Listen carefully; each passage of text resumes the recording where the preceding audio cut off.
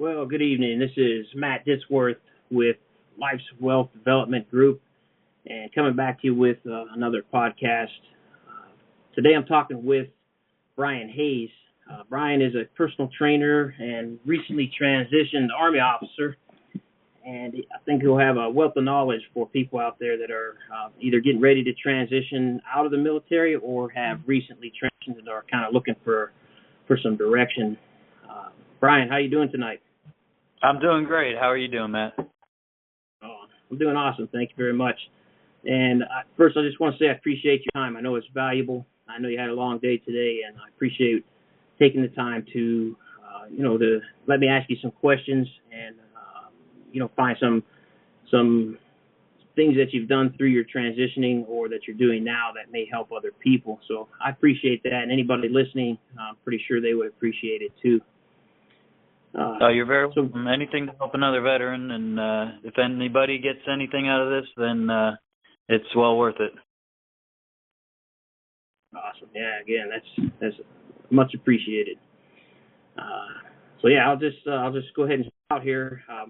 Why don't you tell us a little bit about yourself, about your background, and kind of what you're doing now after the Army, and how you got into that. Well, I joined the Army straight out of high school, so that was my first job, and for a long time my only job. I got out a couple of years ago, and at the time I thought I was gonna open up my own business, and I also started running. I started running a lot. And it's strange because you run a lot in the military anyway, and you're exercising all the time. But I was at a point where I didn't have to. I was running on my own. I was doing my exercise on my own. The job that I had at the time, it was a little different than most jobs. So we were kind of left on our own to exercise, and I started enjoying it. And so I did it some more, and that just gradually I evolved into really enjoying weightlifting and running and exercising, and that naturally led to learning more and more about exercise, more about physiology, more about nutrition, and just decided to go, instead of opening my own business, go the route of being a personal trainer. Okay. All right. Well, that sounds interesting because it's something before maybe you were forced to do, so it had a different, maybe a different perspective then, and then once you were able to kind of do that on your own, sounds like you blossomed into something that you really enjoy and appreciate. Oh yeah. Yeah, that's cool. Now, how long were you in the Army? I was active duty for 12 years. 12 years, okay. 2 years. Right. So you're into personal training now, you said, and do you have any specialties in personal training, like any special certifications that you've worked on, or is it a general kind of a degree? Because I've heard of different kinds. Some people I know are getting an associate's degree that also includes their personal training certificates, and others just get the certificate. Kind of, which route did you go? I just went to get my certificate. I did it through an online course and paid for it myself. The only other thing I had to do is get my CPR certification. CPR, okay. Okay, and which, if you don't mind, if you can, which certification did you go ahead and get? Oh, for personal training? Yes. Basically that's it. That's what it's called. Is a personal certified personal trainer. There's a number of different organizations that offer it. I think one of the more widely recognized ones are ACE, the acronym ACE. NASM is another organization, and I got mine through ISSA. Okay, yeah, I've heard of that one too. I'd never heard of NASM though, so that's an interesting one. Okay, so and about how long did that take to get that kind of certificate? Well, they're self-paced, so I think they give you up to a couple months to get it done. and it doesn't take that long. Okay. I don't remember how long it took me. Okay, so it's an online course. You kind of log in, do what you need to do, and Right. as you complete each one, that logs in. Okay. And so you got the general personal training thing, and are you interested in narrowing that down at a later point for yourself to kind of like get into a niche kind of market, nutrition, or specifically any kind of personal training that you're interested in doing? Well, I actually enjoy. I'm at a point now where I'm really exploring nutrition and the biology behind it and the science behind it. So I could easily see myself going for a nutritionist license or a dietitian license, which would involve formal schooling. But for now, to maintain my certification, I have to take continuing education credits, and there's all kinds of different things that you can do for that. There's short online classes that you can take for supplementation. There's other certifications that you can get to specialize in youth fitness training, senior citizen fitness training. There's all kinds of different specialized areas that you can continue to get education on. Wow, but that's a requirement for you. So you just kind of cherry pick what you want to do, and that's how it probably kind of specializes. Right. Okay. Yeah, that sounds interesting. There's a lot of people going into that field too. Do you see more and more as you go? Do you meet more and more people that are doing that kind of course, or doing the certificates in personal fitness? Yeah. Oh yeah. Okay. All right.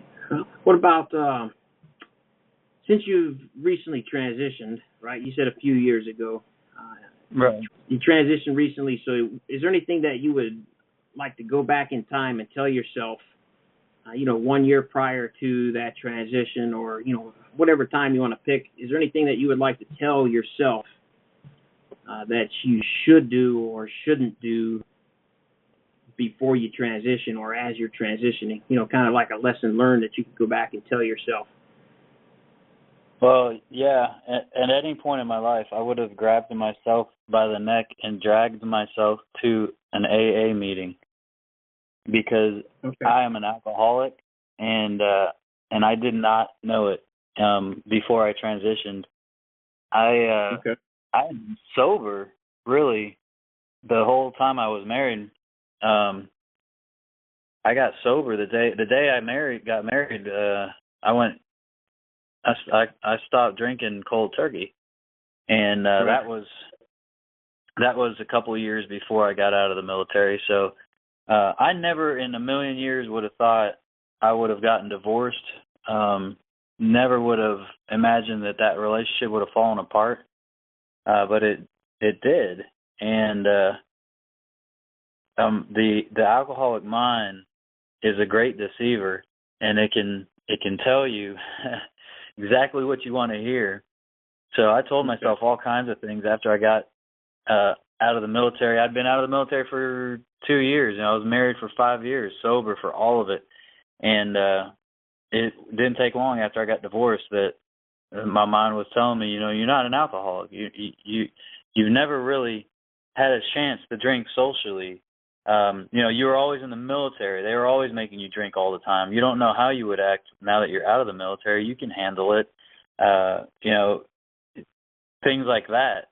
So I started drinking again, and by this time my son's 4 years old, and I'm making really bad decisions, and I finally found myself in an AA meeting, and I finally got the help that I needed. And I've been sober for almost 9 months now. But as I was getting out of the military, I had been sober for 2 years and never thought I would drink again. And I thought, and people told me, well, you still need to go do the 12 steps. I said, well, I don't need to. I've been sober for 2 years. I'm good. I got this. And they're like, Yeah. no, you don't get it. And I didn't. And I don't even know if me from the future coming back and telling me I needed to go to an AA meeting would have even let it sink in. But it's hard to understand until you go through it. It's just you have to go through. There's things you have to do. And forgiveness is one of them. And recognizing a higher power is another one. And I've been not spiritual for a long time. So that was a difficult part, but it all works together. And that for anyone listening to this, if they've had this problem or if they think they have this problem, there is help. There is light at the end of the tunnel.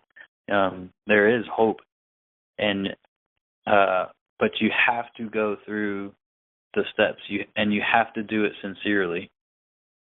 Right. Okay. Now, is that AA? Is that something that somebody could just go to if they, they say, hey, I think I might have trouble, or I may be in that same situation? Can they just find an AA meeting and go to that, or is that something they have to sign up for?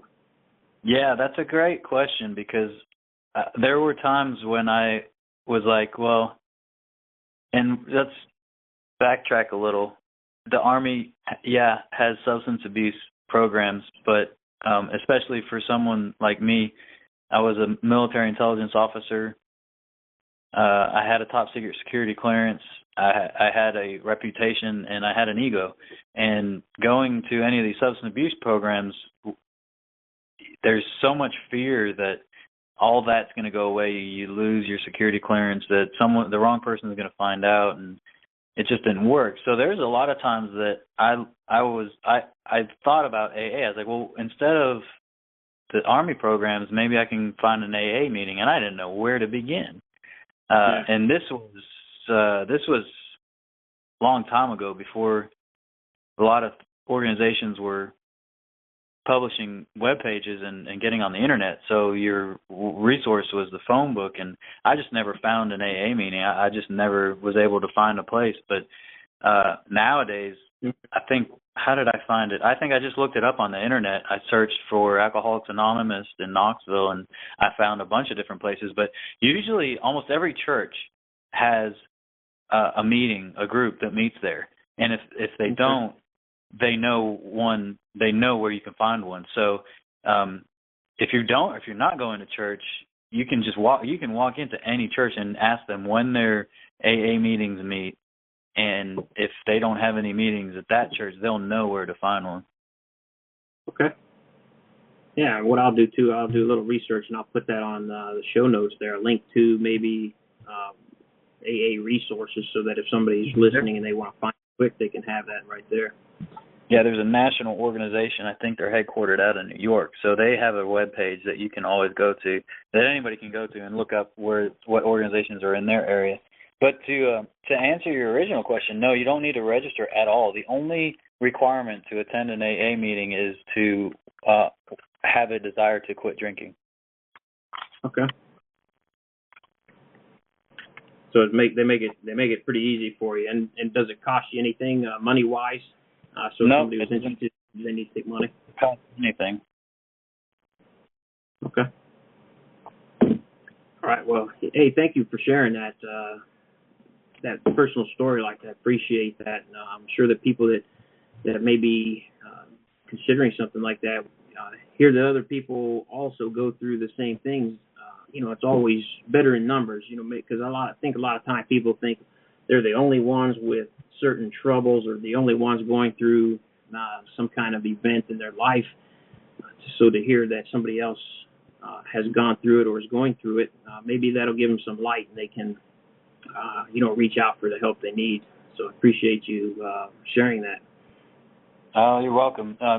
It's for the longest time, it was really hard for me to talk about, because it's, in the military, that's one of the great sins that you can do is get a DUI or get kicked out for anything like that, and you're considered weak if you can't handle your alcohol.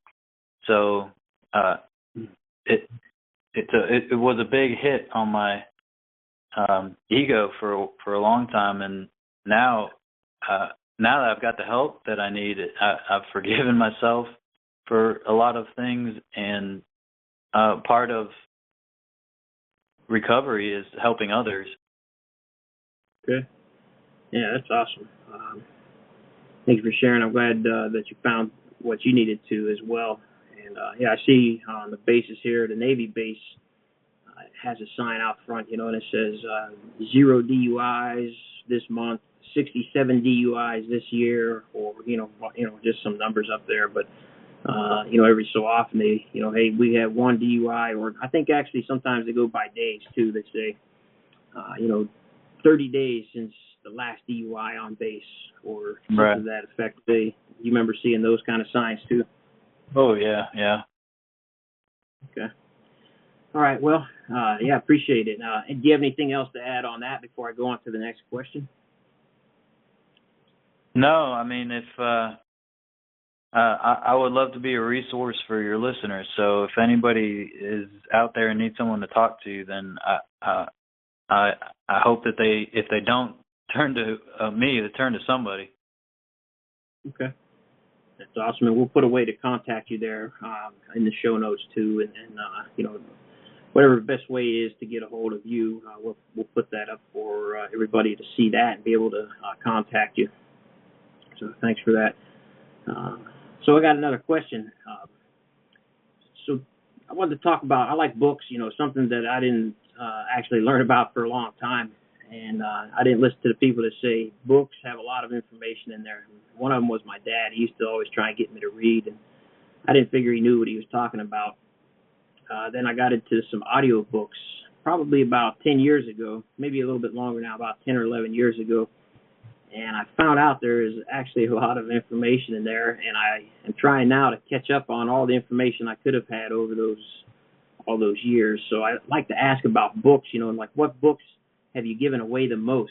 Or if not given away, what books have influenced you in your life the most?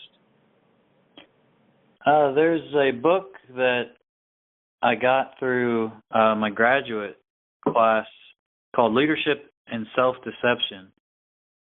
And that one really helped me. It's interesting, the title is called Leadership and Self-Deception, but it does not, it has a much broader reach than just leadership, the lessons that the book teaches, because it's really about interdependence with one another and communicating with people. It applies to leadership, but it applies to relationships overall. And we find ourselves in these situations all the time where, and one of the examples in the book is a man and a woman and his wife in bed at night, and the baby starts crying. And the man thinks, his first thought is, oh, we need to do something for the baby. And then he rationalizes this, well, I've gotten up every night this night. I'll let her take this one. And I'm going to go back to sleep because I'm real tired, and I've got a meeting in the morning, so I'm just going to let her take this one. And so she's laying there doing the same thing, and absolutely not a word said between the two. Yet for the next week, they're furious at each other. And one of the insights of the book is this self-deception, and there's a name for it. There's a lot of terms in the book, interesting terms, but this self-deception where we rationalize these things where we know what the right thing to do was. He knew exactly what the right thing to do was. The first thought he had, go get up and tend to the child. Then he rationalized why he didn't have to do that. And we have those types of interactions all the time, every day, throughout the day, and this book gives a lot of different techniques to identify when it happens and to handle it when it happens to you, with you, and to others and with others. So it's just really interesting. And in the military, as an officer, you're considered a leader, and there's so many things that I did not know about leadership after leaving the military after 12 years, and a lot of lessons that I learned.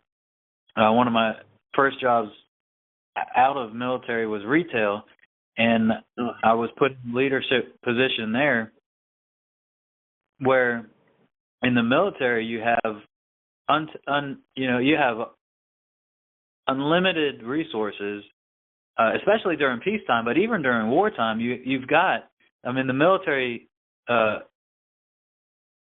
the doctrine is you have a 3-to-1 ratio for any force you're fighting, so you're always going to outnumber your enemy 3-to-1, and so even when you're fighting an enemy, you have these unlimited resources.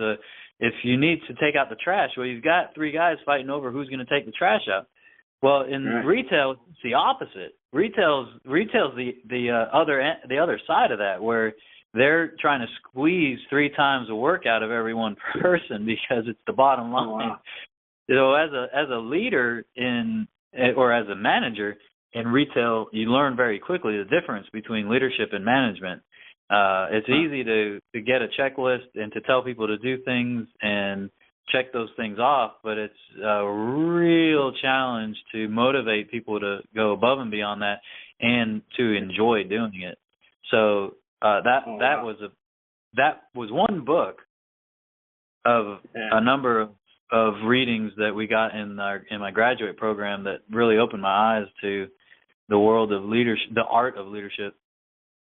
Yeah, what you just said too is that's an amazing thing for people transitioning to hear on the type of differences that are, coming out of the military is one thing, but many people probably think that everything is exactly the same as it is in the military out in the civilian sector. So that's what you just talked about there is awesome gold nugget for somebody coming out, I would think. So it'd probably be a great book for them to check out. Yeah, that and really having an open mind and being open to new things, because I think in a lot of times in the military there's a machismo, and we're kind of, appearances mean a lot, so you kind of get into this protective zone that, well, I know what I'm doing, and I got this, I can handle it. And sometimes you just kind of have to humble yourself and say, this is retail. I don't know what it is. I'm going to let the people who do retail show me, and I'm going to learn from them. So transitioning, you kind of have to remember that unless you're that guy, and there's many of them and they just transition over into the same office they left, but now they're a civilian. Yeah. You kind of have to keep an open mind and say, all right, if I'm an engineer in the Army and I'm transitioning over to the civilian engineer corps or a technological firm, I'm gonna the business world is a lot different than the military. The business world is also very similar to the military, but it's really important to keep an open mind and humble yourself. Right. Yeah, that's awesome. That's a great advice for people. Is that humbling, learning to let other people help and learn from other people. So awesome. Any other books that you have in mind or anything like that? We call it the Big Book in Alcoholics Anonymous, but it's basically the 12 steps. Oh, okay. I've seen that one. The Big Book, the Big Blue Book? Yes. Okay. All right. Thank you very much on that, too. That's, like I said, I think that one piece you put in there about, the humbling piece, and then also that leadership is different. I liked how you put those ratios in there. That presented a great picture for me. Which leads me to my next question would be, if you had a chance to put up a billboard anywhere in the world, where would you put that billboard, and what would it say? And oh man, I really have no idea. I don't, I really don't. I don't like billboards because they're air pollution. So the thought of putting one up, I don't. Yeah, I don't really like it. It really eyesores. Okay. That's understandable. That's why I ask it, just to see kind of what people think out there. So I'll switch the question around a little bit and say, if you could say one thing to the listeners, anybody that's listening to this right now, what would be one thing you would want to tell them that might fit, within maybe 2 or 3 sentences? Choose happiness. Choose happiness? Choose happiness. There's a lot of people. Well, a lot of people don't realize that they have control over their emotions. Right. So, I mean, you can choose to be angry with things, or you can choose to be happy with them. But you're going to enjoy your life a lot more if you choose to be happy. Yeah, that's awesome. Yeah, for sure. Yeah, a lot of people get stuck in the ruts and think that they have to act one way or another, and they choose which seems to be the hardest route to me. But a lot of times, I guess, for some people, it's the easiest route just to stay unhappy, because then the expectation stays low, I guess. So yeah, that's awesome. The problem is, go ahead, when people don't have control over their emotions, they compensate in other ways in their life. Yeah, that's very true. Yep. Trying to find a happiness in other areas. Yeah. Artificial happiness or something like that. Artificial happiness and artificial control. When you don't have control over your emotions, you feel like you lose control. So you try to control other things in your life. Oh, I see. Yeah. Okay. Good. I like that. Choose happiness, short and simple, and right to the point. So that's cool. Yeah, that's all the questions I have right now. Just give you the last minute to, any closing thoughts that you have, or anything that you maybe, on top of that, choose happiness, that you'd like to leave the listeners with. And then I'll get some contact information from you. So the floor is yours if you want it. The only other thing I have to say is that there are 22 veterans that die every single day because of suicide. There's too many that we didn't bring home. It's not right that the ones that we did bring home are killing themselves. If anyone like that is listening to this, I want them to know that there is light at the end of the tunnel. There is hope. Things can get better. Please choose happiness. All right. Yeah, that's excellent. So, anybody listening out there, listen to that. You got plenty of resources available to you, and this is specifically one with the contact information that'll be on here. Contacting either Brian or myself, or if not, then somebody nearby. So, yeah, thanks, Brian. I appreciate your time again. It's very valuable, and you've given us your time and lots of great information that is definitely going to be useful to people as they transition, or maybe they've already transitioned and are on their way out. So I appreciate it, and that's all I have tonight. And I would love to do maybe a follow-on down the road, in a few months, and just see where you're at, and see what else you've been up to. If that would be all right with you. Yeah, that'd be great. Okay. So, I appreciate it again.